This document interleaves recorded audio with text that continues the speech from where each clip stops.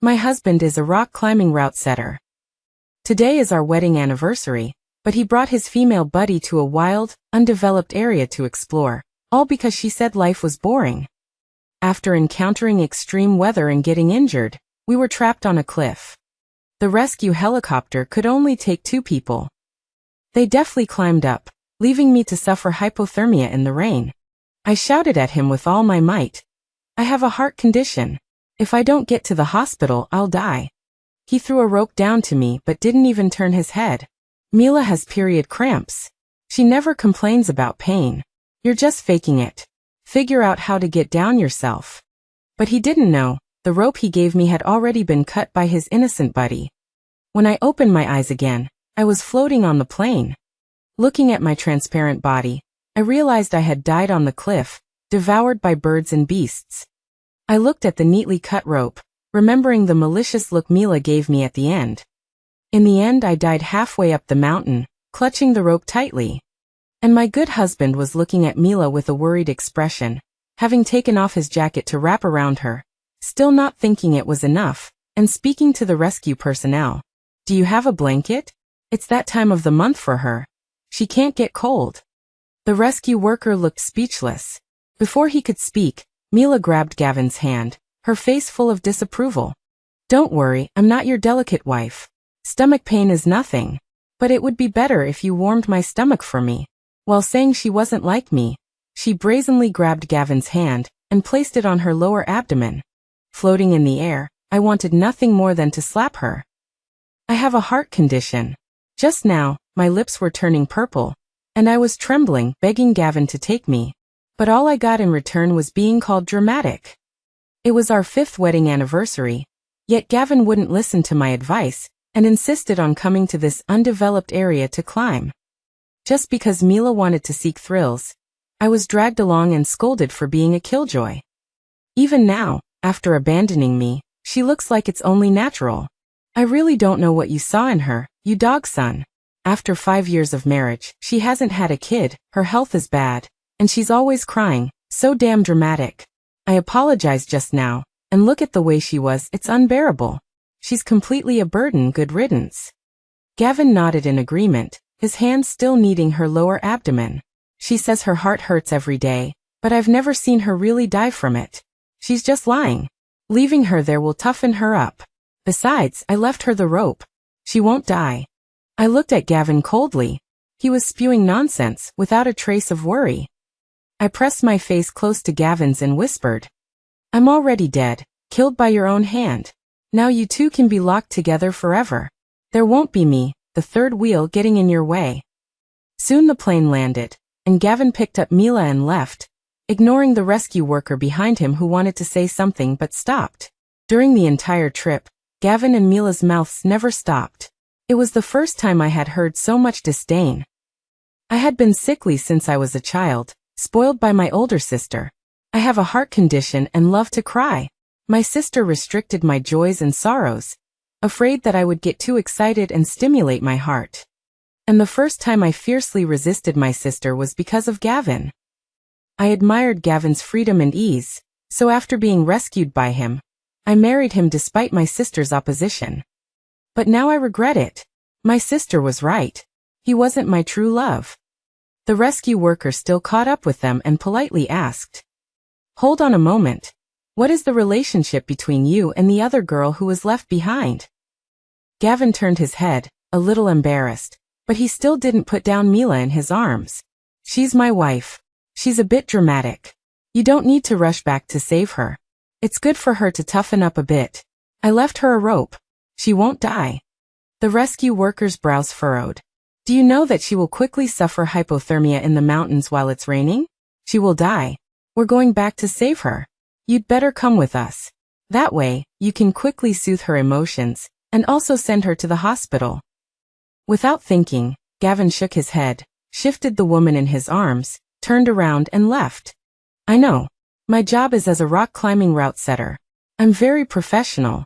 She won't die. She'll just suffer a bit. I'm not going, and you don't need to go either. I have something more important to do. The rescue worker's eyes were full of indignation. The man with broad shoulders and a narrow waist looked at Gavin with disgust as he walked away, then turned and boarded the plane. Go back and save that girl. She really chose the wrong person. How could she marry such a disgusting man? I looked at him gratefully, but I was taken away by Gavin, who was walking quickly. The more important thing he was talking about was taking Mila to see about her period cramps.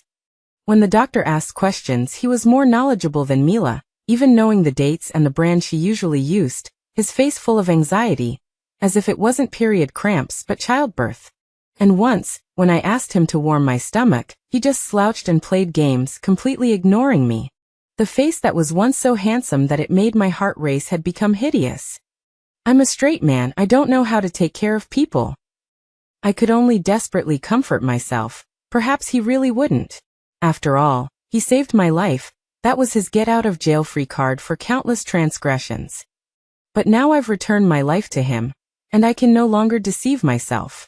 It's just not being loved. I'm never his first choice. Gavin embraced Mila and left the hospital, as if she were fragile.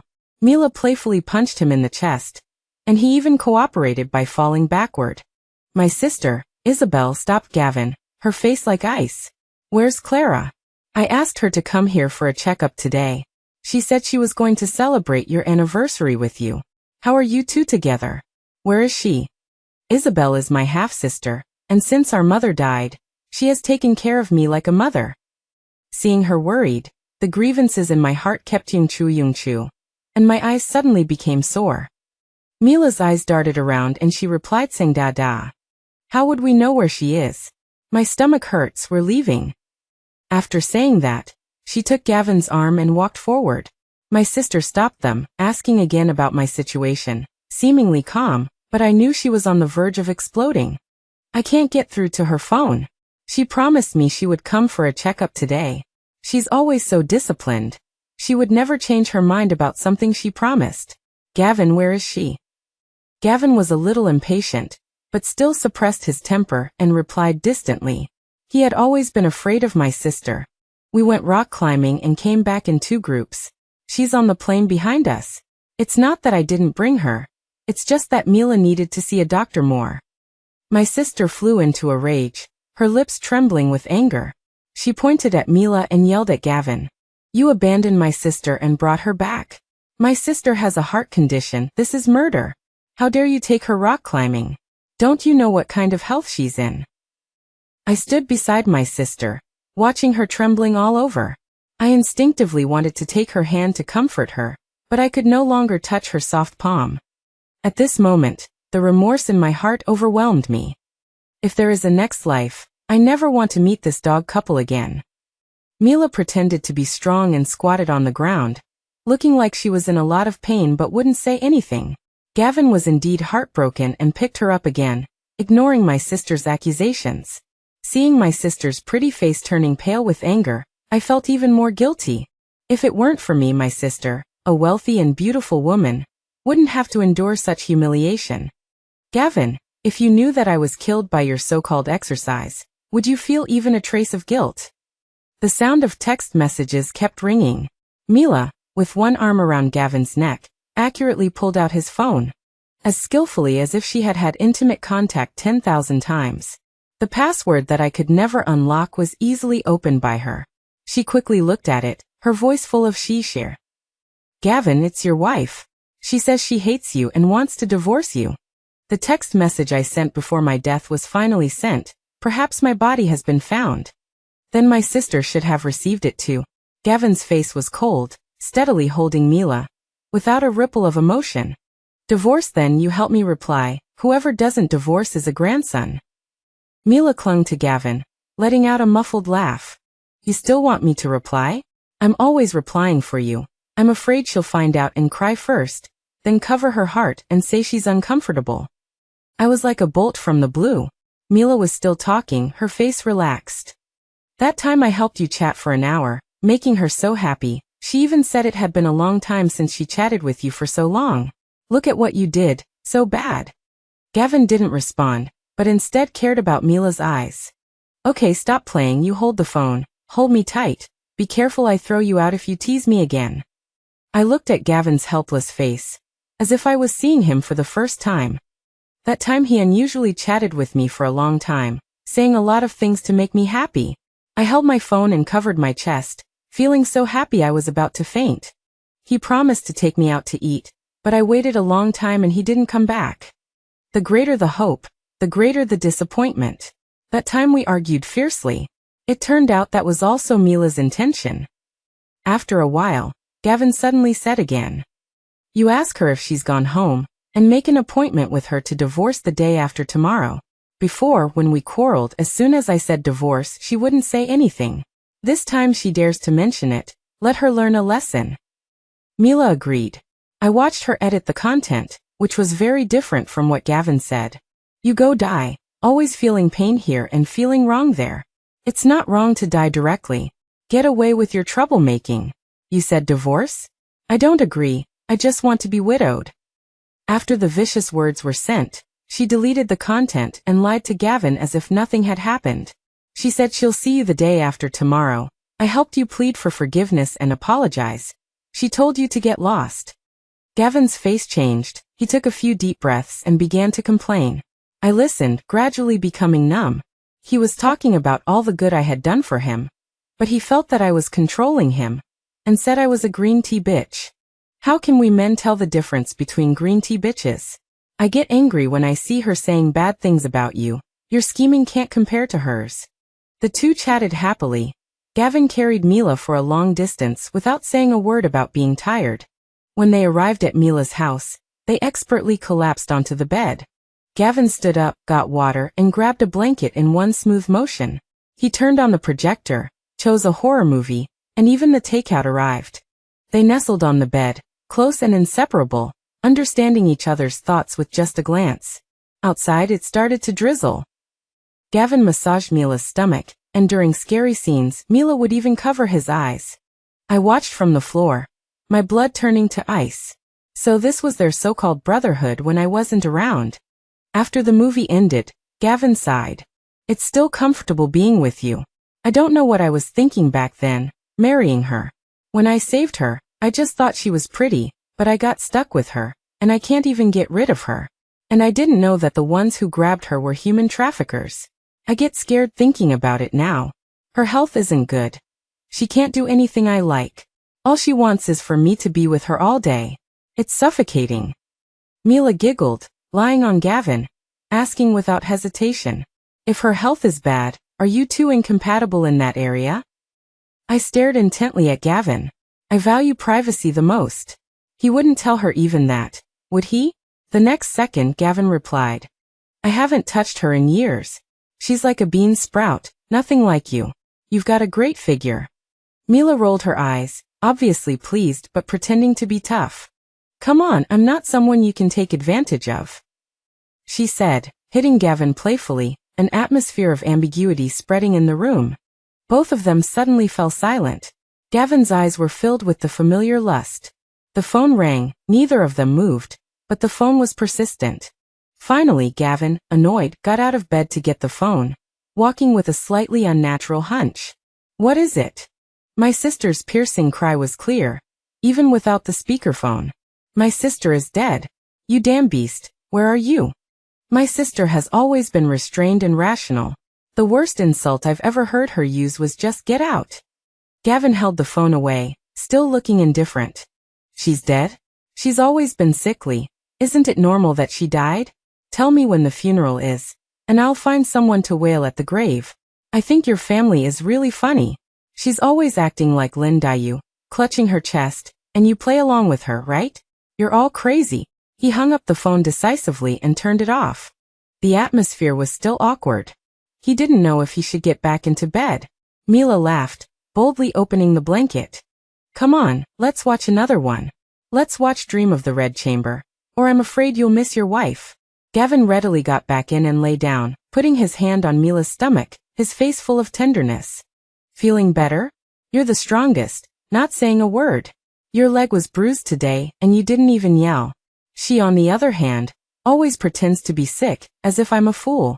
And now even her brainless sister who dotes on her is trying to mess with me." I looked at him sadly. His heart had long been on Mila's side. They were like-minded, And this kind of relationship was something I could never fit into. I once tried to have a good relationship with Mila. She was outwardly warm, but secretly she would ridicule me. She enjoyed the man's favoritism towards her and scorned my attempts to be friendly. Gavin thought he was very clever, but he couldn't see through it all. Perhaps he understood, and he was enjoying it too. Only I was the fool. The next day, when I woke up, Mila was curled up in Gavin's arms, sleeping soundly. Gavin quietly got up, his face full of affection. He made breakfast and gently patted Mila's face. Time to eat. Mila opened her eyes, looking unhappy, said she didn't want to eat, and turned over to continue sleeping. Seeing Gavin being snubbed without any emotion, I realized I was terribly wrong. Before, when I made breakfast for him, he was as impatient as Mila, or even more so. He said he had plans and didn't need me to do these things to move him. But now he was holding the spatula, standing helplessly by the bed. I only felt a sense of satisfaction.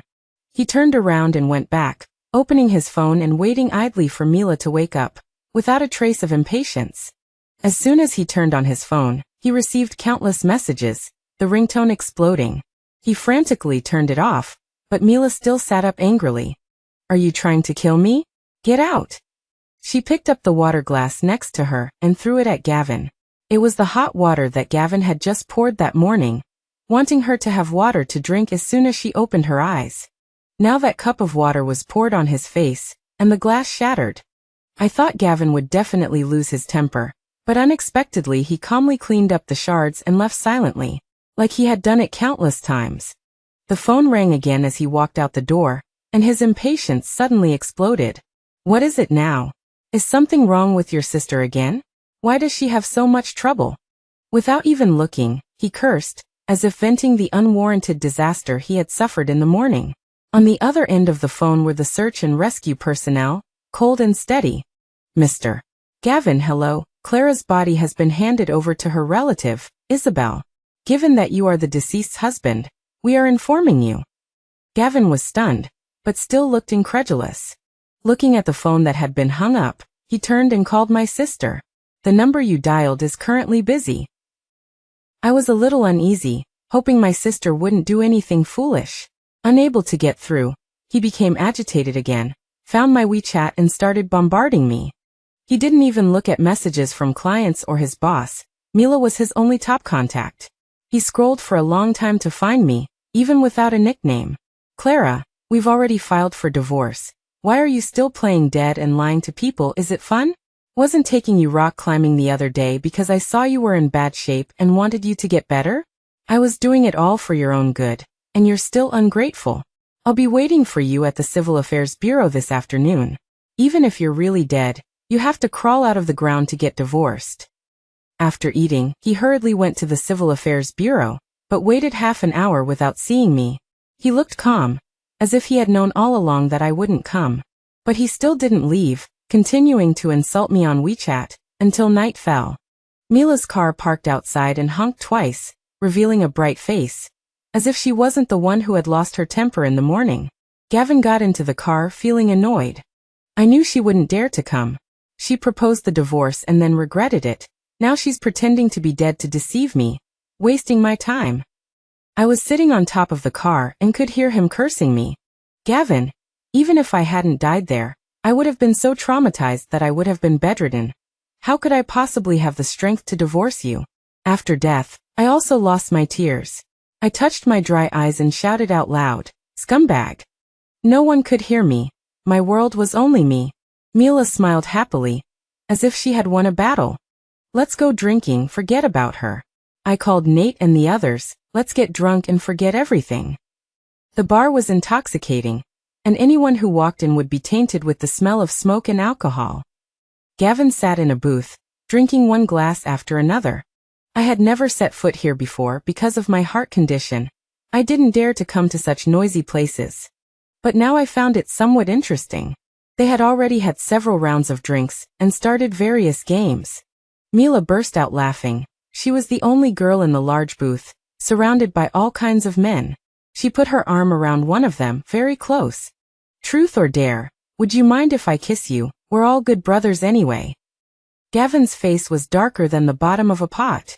Watching Mila kiss that man, he took several gulps of wine, choking and coughing. He rushed over and grabbed Mila's hand to leave. Everyone cheered, but Mila shook him off, her eyes glazed. He couldn't help but shout. "Why do you have no boundaries? Are you like this with everyone?" Seeing Mila nod, he shut his mouth and turned to leave. Mila sat back down and continued playing, without stopping for him. He sat in the car, looking dejectedly at my WeChat profile picture, constantly refreshing it. Finally, he sent me an apology. "I'm sorry, honey, I know what boundaries are now. I won't pay attention to Mila anymore, don't worry, let's have a good life, I'll make up for our 5th anniversary." I laughably looked at his desolate face. He looked so sad, he was heartbroken. But I wanted to laugh. Only when the needle pricks you do you feel the pain. He went out and played around and suddenly realized that I was actually the easiest to deceive, and the most obedient. Too bad I'm dead. If he wants to make up with me, he has to talk to a tombstone. That is, if he can find my tombstone. Back home, he was careful, and unusually didn't turn on the lights.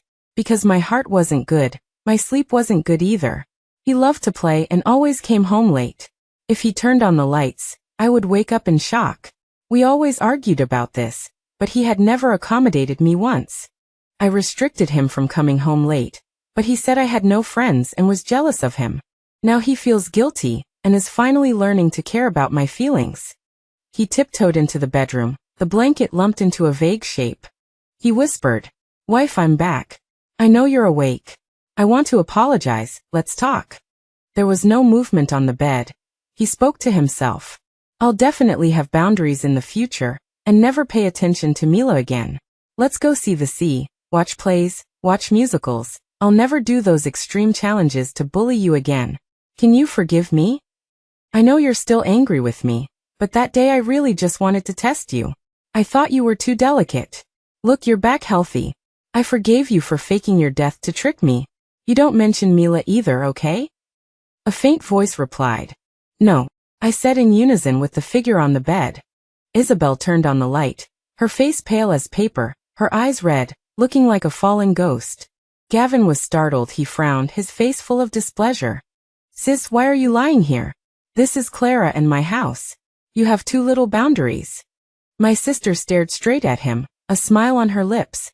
"Really? You understand boundaries so well. Where were you when I called you yesterday?" A hint of guilt flashed across Gavin's face. "At my friend's house." "Sis, you're meddling too much. Where's Clara? Tell her to come out, stop playing." My sister pushed up her sleeves, slowly stood up, and walked towards Gavin. My sister seemed not quite right. I stared at her nervously, afraid she would do something stupid. She stopped one step away, carefully examining Gavin's face, and slowly opened her mouth. "Clara is dead. I couldn't reach you yesterday, so I came to your house to help her pack her things, but I waited all day and night, and you just came back, smelling like a woman. My sister was just killed by you, and you want to party all night long. Good, very good." Gavin was a little stunned. He subconsciously took a step back, still arguing. "No, really just friends, and Clara said the day before yesterday that she wanted a divorce from me. How could she die? Don't joke around." My sister stopped talking, just walked towards him, her eyes full of ruthlessness I had never seen before. In the text message I sent to my sister, I told her to live well, without me as a burden, she would be happier, but she looked like she was broken. I saw the knife hidden in her left hand and paced around anxiously. "Sis, there's no need. If he dies you'll go to jail. You can't risk your life for this scum." My sister didn't hesitate to act. Gavin was stunned for a moment but still dodged, chuckling and begging for mercy. "Sis, don't be like this. I know I was wrong. When Clara comes back I'll kneel down with her, okay?" Before he could finish speaking, another knife was firmly and accurately nailed into his crotch. Gavin's words stopped abruptly. I was also stunned. The knife in my sister's right hand made a beautiful flourish. Gavin knelt on the ground in pain, his screams shrill. My sister squatted down, calmly stuffed a rag into his mouth, stifling his sobs. After that, only the sound of a knife stabbing into the body could be heard. A full 20 knives. The dripping tip of the knife patted Gavin's face. She finally smiled faintly. "For Clara, I learned martial arts and became a doctor. You won't die. At most it's a minor injury, but your little thing is ruined. Go sue me, I'll pay you 200 at most. As long as I'm alive, I guarantee you won't have a good time. If you continue to be a jerk, now it's hard to convict male rape cases. I'll make you die worse than my Clara. The Jiang family only has me left as a daughter. My dad will do everything to protect me. Today is just an appetizer. I won't let your Mila go either, she will be next. I've taken everything away, save those words for when you talk to the air. Gavin knelt on the ground, large beads of sweat falling, in so much pain that he couldn't even speak. There was more and more blood, but the ground was extremely empty. Only then did I realize that all my things in the house had disappeared. My sister left leisurely, but her face showed no joy. Gavin fainted from the pain, and woke up after a long while. His whole body was like he had been pulled out of the water, shivering. He dialed 120. After hesitating for a long time, he still called Mila. He spoke with difficulty, his eyes full of expectation. Mila, come home early. The sound on Mila's side was extremely noisy. She said hello a few times. The voice of the boy next to her was ambiguous. Who is it? A man. The phone hung up. Gavin shed tears, unsure if it was from the pain or anger. He opened his phone again and dialed the rescue team. He spoke weakly, sweat mixed with tears falling. I'm sorry to bother you. I want to know if the news of Clara's death is true? He choked up at the end, his whole face contorted in pain. The voice on the other end was as calm as ever, but with a hint of annoyance. We told you long ago. Isabel took her away. Your wife is hanging halfway up the mountain, almost frozen solid. Her corpse was eaten by birds and beasts. She was still holding the rope you gave her. The rope was broken, and you told us not to save her. You're a monster. The phone was slammed shut. Gavin closed his eyes, unsure of what to think. The doctor arrived quickly and looked at him with concern after a simple bandage. Should I call the police for you? You won't be able to use this in the future. He shook his head. Lying in the hospital bed, Gavin's eyes were lifeless, looking utterly hopeless. He called my sister. The phone was answered. He sounded anxious. Is Clara really dead? She was fine when I gave her the rope. He seemed to finally remember my pale face, purple lips and final plea, and he suddenly fell silent. Whether you believe it or not, I checked the rope before we left. I'm a professional, she's my wife, how could I hurt her? Where's her body? I want to see her. Silence fell on the other end of the line, and he continued. I didn't call the police, I know I deserve this. It's all Mila's fault, I'll deal with her. Can you let me see Clara? My sister replied extremely coldly. Deal with Mila first. The phone was hung up. Gavin didn't sleep all night. He looked at the photos and videos of us on his phone, tears streaming down his face. Wife, I'm sorry. I didn't think things would turn out this way. I just understood the meaning of boundaries. Why couldn't you wait for me? He then discovered that the day before our climb, I had recorded a video for him, but it had expired. He knelt outside my sister's house all night, but my sister wouldn't give him the video. He stubbornly refused to leave, so I could accompany my sister, sitting next to her, watching her open that video. In the video, I smiled warmly and shyly, looking slender but resilient at the camera. Gavin, I'm sorry my body isn't very good, and I always worry you. I want to accompany you in the sports you like, but I just don't have the energy. I've been secretly exercising recently. I want to go hiking with you tomorrow. Can we start with the shortest mountain? I'll try to keep up with you. My sister's shoulders trembled, and I realized she had lost a lot of weight and looked extremely pale. Snowflakes fell at the door, and my sister, looking at Gavin who looked like a snowman, suddenly changed her mind and sent the video to Gavin. He looked at it for a long time before tremblingly opening the video. Tears fell, and his whimper changed its tone. He finally remembered that day I had rarely worn mountaineering clothes, excitedly hugging him, and saying happy 5th anniversary. But before I could finish, Mila, who was hiding behind him, jumped out and hugged him. Let's go climbing, life is so boring, let's find some excitement. I've been challenging uninhabited areas lately, let's go too, Gavin. Aren't you a professional? Are you chickening out? Gavin ignored me and agreed immediately. I couldn't resist their persuasion and was forced to agree as well. He muttered. So you were already feeling very uncomfortable halfway up that day. Mila kept saying she wasn't tired, and then I subconsciously compared you. In the end, she pretended to be strong and said her stomach hurt, but she kept insisting. You were already very seriously ill when you said your heart hurt, weren't you? But in the end I let her on the plane and left you there. She fought with you for me, and then ignored me after she got me. She's playing with me, I'm a fool. Gavin carefully recalled the details of that day, constantly talking to himself. He laughed and cried, leaving my sister's house like a madman. My sister stood behind him smoking, staring at him, not knowing how long she stood there. I looked back every step of the way, but I couldn't control my body. Gavin's wounds started to bleed again, but I only felt disgusted. He stood in front of Mila's house, and the boss called again. You're fired. Now the news of you killing someone by climbing off trail is all over the news. Our temple is small and can't accommodate a Buddha like you. He clicked on the social news, and the first thing he saw was his big face. It was wrong for us to go to the undeveloped wilderness mountain in the first place. The helicopter hovered for a long time, alarming the leaders who had come to the city for a meeting that day. Now that I'm dead, things have become even more complicated, and Gavin is the target of public criticism. But everyone doesn't know his identity. Mila pushed him out. The person in the video looked haggard, and started by bowing and apologizing. It was my fault for not stopping Coach Gavin. He's my friend, a longtime rock climber, and also a belayer in the club. I tried to dissuade him, but he thought he was very professional, and insisted on taking Clara and me rock climbing. Clara also persuaded me to trust him. I was on my period that day, plus I have a heart condition, so my condition quickly deteriorated.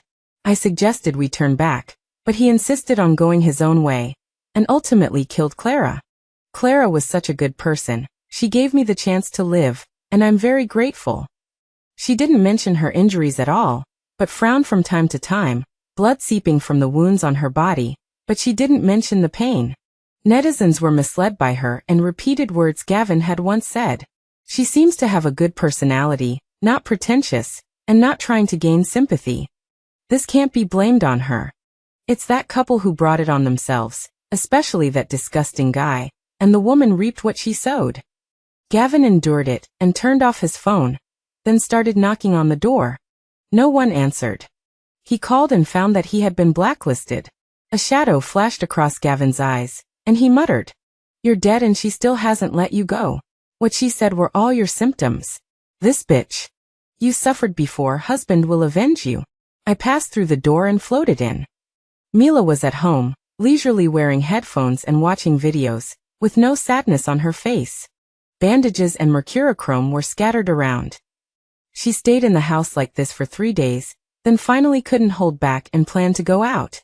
Just as she opened the door a crack, Gavin slammed the door open and went in. He chopped down with his hand and Mila fell. Gavin's eyes were filled with the madness of a trapped beast. He stuffed Mila into a box and secretly climbed that mountain again. This time was even more difficult than last time. The weather was extremely bad, and his body was covered in blood. Mila was tied to his body, and he climbed until his veins bulged. His condition was extremely poor. Perhaps driven by hatred, he finally returned to the place where we had stayed before. There was a small step there, where one person could sit. I still felt dizzy looking down, even though I knew I wouldn't die a second time. I laughed mockingly. Mila hadn't woken up yet. Gavin took out a rope, tied Mila up, and hung her over the edge. She dangled like hanging cured meat. He sat on the small stone step himself, and took a sip of white wine. His face looked even redder than before, and he shook his head, as if trying to clear his head. The moment Mila opened her eyes, she screamed, her face pale. She screamed and cursed at Gavin, completely irrationally. "What are you doing? Let me down." Gavin drank his wine, and replied indifferently, "Don't you like excitement? How exciting is this? I didn't know you had a heart condition, and were on your period. Logically you should have been scared to death, so how come you're still so energetic?" Mila bit her lip unwillingly, but still suppressed her temper and coaxed him. "I was wrong. I shouldn't have betrayed you. But I'm a girl. It's nothing for you to be scolded a few times, but I can't stand it. Your wife is already dead. Just put it all on her. Then we'll both be safe. Let me down. Let's discuss it slowly." Gavin raised his eyelids to look at her, then turned his head and started talking about something else. "Did my wife really say she wanted to divorce me?" I've been thinking about it for a long time lately, and I've realized that every time you're around, we argue. Is she really like you said, a green tea bitch? He didn't even want Mila's answer. He just talked to himself about what used to be wrong. Only when a layer of snow had fallen on Mila did he stop talking and look at Mila again. You just stay here, and feel my wife's despair. His steps were a little shaky, but he still took them step by step downwards. Mila, hanging over the edge, went crazy and screamed and cursed. Let me down. You bastard. You're the one who killed her. Why are you blaming it all on me? Don't go, come back. I just said a few nice words. It's you who believe them. It's nothing to do with me. She told you she wanted a divorce, and I told her to go die. Who knew she'd actually die? Why blame me? It's all your fault. You clearly like me a lot, come back. A confused look flashed across Gavin's face, then quickly disappeared. He walked down step by step, drops of blood dripping on the ground, blooming into small red flowers. When he reached my sister's house, his legs gave way and he collapsed on the ground, looking up at the sky. The video on his phone showed that it was automatically uploading. I couldn't wait to float into the house. My sister was on the balcony holding a cup of hot tea, standing quietly. She didn't come down for a long time. I thought Gavin was dead, but he suddenly moved and crawled towards the door. My sister's complexion looked much better. She walked gracefully down the winding staircase and opened the heavy door. Her hair clung smoothly to her body. She squatted down, looking down at Gavin. A light appeared in Gavin's lifeless eyes. Sis, let me see her tombstone. I want to tell her myself that I did what I said I would do. I protected her from the start. I remembered the first time we met. He was tall and handsome, like a god descending to save me from the hands of human traffickers. That was when he said, "It's okay, girl, don't be afraid, I'll protect you." I cried buckets of tears at the wedding, and he wiped them away, coaxing me softly. "It's okay, wife, from now on, I'll protect you." These beautiful memories were like rotten apples, plump on the surface, but full of maggots inside. I will not forgive him, nor do I believe he protected me. Since I married him, all the hurt I've suffered has been brought on by him. How can you call that protection? My sister looked at him with disdain, ignoring his plea. Get lost, don't defile my sister's path to reincarnation. She wanted to turn and leave, but for some reason, she turned her head to look at him again. Seeing his eyes turn deathly still, my sister said. She left a last message for me, one of which was about you. Gavin's eyes lit up inch by inch again. After saying that, she closed the door, shutting Gavin's screams out. A silence fell. The ambulance arrived quickly. Gavin wouldn't die just like that. He would repeatedly ponder in prison what I had left for him to think about. Was it love or hate? He would never know, because it was all a lie. That day, I left a message to my sister in despair, leaving my last words in this world. Sis, I miss Mom.